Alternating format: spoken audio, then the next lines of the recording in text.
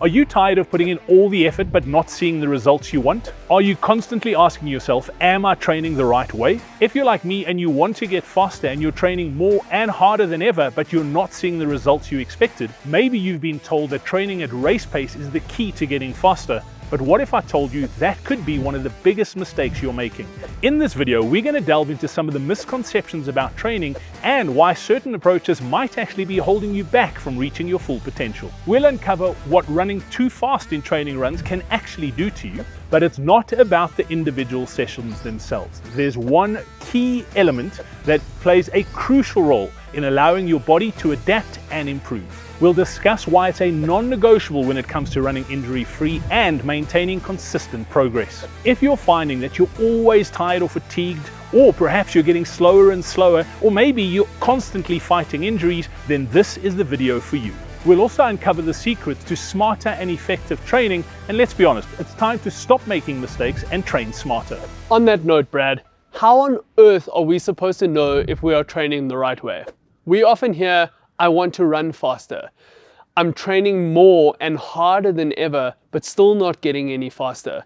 Surely I should be running at race pace if I want to run faster. There are two major mistakes runners over the age of 50 make. The first one seems so easy to avoid, but the thing is, most runners struggle to take control of it. And I'll put money on it that at some point in your running career, you've struggled with it too. The first mistake that many 50-plus-year-old runners make makes me think of a birthday cake. If you bake a cake on too high a heat, you might think you're taking a shortcut to a finished product, but actually what you're going to get is going to be burnt and unappetizing. The idea with your easy and long run paces is not to be running at or close to race pace. That is going to leave you fatigued and sore all the time, leading to potential injury, but most important, when you actually get to race day, you're going to be too tired to perform. What we really want to do is make sure that we do the easy and long runs at the right pace so that you can enjoy your training, so that you recover from them faster, and so that you actually get to your other sessions feeling better. So let's unpack the physiology. When we are training, we can effectively stimulate an anaerobic system, or the system that delivers energy in the absence of oxygen, or aerobic training, or the system that delivers energy using oxygen.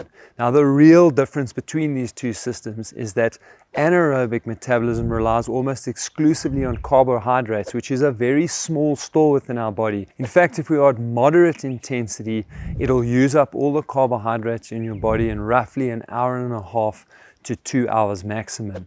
And if we are training at or close to anaerobic or higher, it'll be a maximum of 30 to 40 minutes or less. While when we are doing aerobic exercise, we can actually supply energy for hour after hour after hour. And the important thing to note here is that if we do all our training in an aerobic zone, or zone 2, which means we're doing just enough to put a little bit of pressure on your cardiovascular system when you're holding a conversation, so you're not going to feel out of breath while you're talking, but you also don't feel like you're sitting on a chair, because that will be like being in zone 1, and that's not quite enough to stimulate that aerobic system and improve on it. It'll keep your heart healthy, but it won't make you fitter and stronger. So we want to do most of our training where we are stimulating that aerobic system. Here's the trick about it. We only have to do it at the low end. So if you're doing it at the low end, in other words, the easier half of that aerobic zone, you're going to get the same aerobic benefits. That is to say, we're going to make the whole system more efficient at burning the substrate that we use, namely fats, ketones, and carbohydrates. And even if you are really, really skinny, you've got enough fats to power you for hours of exercise. So getting back to the point I'm trying to make is that if we train in that lower half, we're getting that full adaptation. You are getting better at producing energy using oxygen and burning fats, and you'll be able to run slightly faster over time at that intensity, so you're becoming more and more efficient, and you'll be able to run at a higher pace at equivalent heart rate without the risk of injury. Because if we train in the top half of that aerobic zone, getting all the good things that I've just spoken about, but putting your muscles, your joints, your tendons, and your ligaments under stress, really increasing your risk of picking up an injury. The other side of it on a physiological point of view is this, that if we train too high in zone 2, we're actually starting to move closer to threshold or at threshold, and that will start to make your anaerobic system stronger, but it actually weakens your aerobic system. So that when you get into a race and your carbohydrates run out, for example, and the only fuel that's available to you are fats and ketones, you're going to have to go anaerobic. And if we've weakened your anaerobic system, that means you're going to be forced to slow down far more than you otherwise would have. So we spend a lot of time developing aerobic, and we spend a small amount of time developing anaerobic. Training at a slower and more deliberate pace is just like baking at the right temperature. It allows all the ingredients to meld together, resulting in a delicious outcome. Just as patience is key in baking, taking your time with training gives you much better results in the long run. Well, Linz, now that we've got birthday cake on our mind, let's stick with it. The second and probably most important mistake older runners make is cutting into a freshly baked cake before letting it cool. When we train, our muscles undergo stress and breakdown, much like mixing all the ingredients of the cake together and putting it in the oven to bake. But it's during our rest periods, much like letting that cake stand and cool after baking, that our bodies rebuild and become stronger. Without adequate recovery, it's like cutting into that cake too soon. It's not fully developed, and we risk ruining the final product. During our training sessions, our bodies are actually breaking down. There's a systemic breakdown on a cellular level. It's only when we rest that our bodies realize, you know what, I really didn't like the strain or the stress I've just endured in that training session, that it now starts to rebuild, repair, and actually build itself a little bit stronger for the next training session, so it knows how to handle those loads and can actually overcome it. That is how we talk about development or adaptation to training loads. If we don't recover properly, we are more susceptible to getting sick or getting injured. The fact of the matter is that injury risk rises after the age of 50, but you can beat the odds. But before I tell you how, let's look at what you are doing wrong. Are you finding that you're constantly feeling fatigued? Are your time slowing down, but you're training harder than ever? Are you constantly struggling with injury? What is happening that is making you repeat the same mistakes? As I was talking about earlier in the video, you are probably doing your easy runs at much too high an intensity, pushing yourself too hard, which means that you don't recover in time and you can't run hard enough on your interval sessions, but also pushing up your risk of injury. So if you bake your cake at the right temperature and you let it cool down afterwards before slicing into it, that'll be the same as doing your training sessions at the right pace, making sure that you're getting enough recovery between all your sessions, and that'll allow you to train really well for years to come. As Lindsay said, you can beat the odds. There are 5 things you need to implement in order to train the right way over 50. Number 1 is easy running. I can actually feel you rolling your eyes when I say easy running, and it's really important firstly just to differentiate. I'm referring to easy running, not slow running. Easy is relative to every athlete. Easy running allows us to better develop our aerobic capacity. The reason we want to improve that aerobic capacity is it helps us become more efficient in doing certain things and doing certain tasks. Basically, an improved aerobic capacity allows our body to better supply energy or the right kind of fuel to the right muscles for a particular demand. Running easy also means we reduce the amount of stress on the muscles. So there's less cost on the body by running at an easier pace. However, we are still really doing well to build and develop that aerobic capacity. Easy running leads me into the second thing, and that is recovery.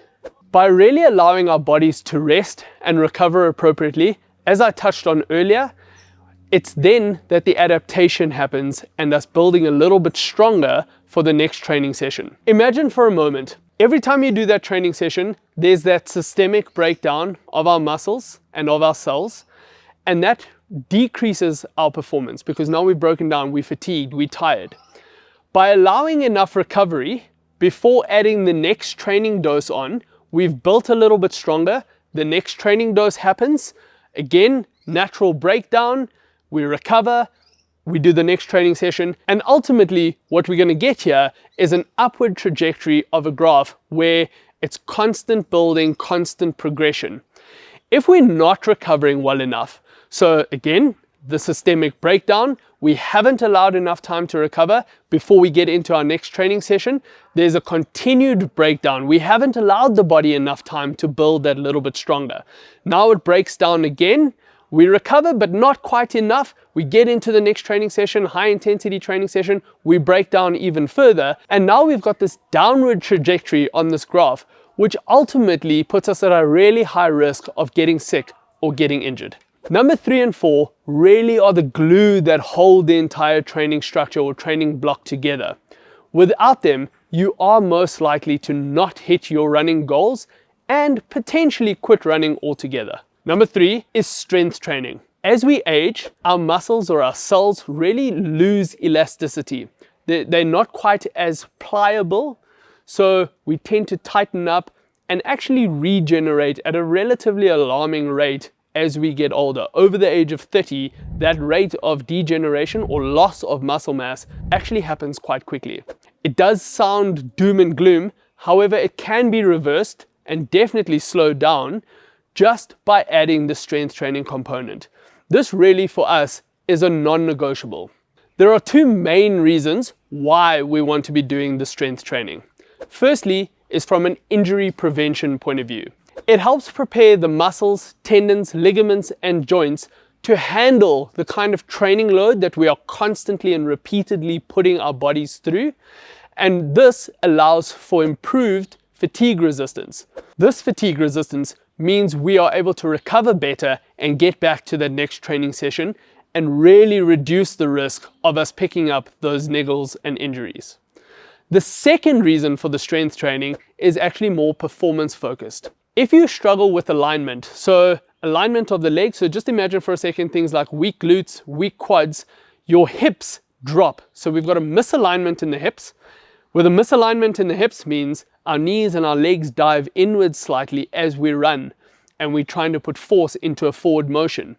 That means our body actually has to work so much harder just to get the alignment right first before that force production is efficient in a forward linear motion. If we are stronger, so our glutes are strong, our quads are strong, our hips are strong, we are then improving the alignment in the hips.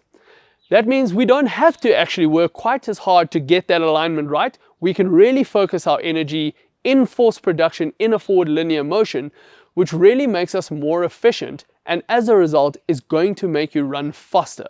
The fourth thing is consistency. Now with consistency, I'm not referring to discipline. As runners, we really don't have a problem with getting out of bed and going and getting the work done.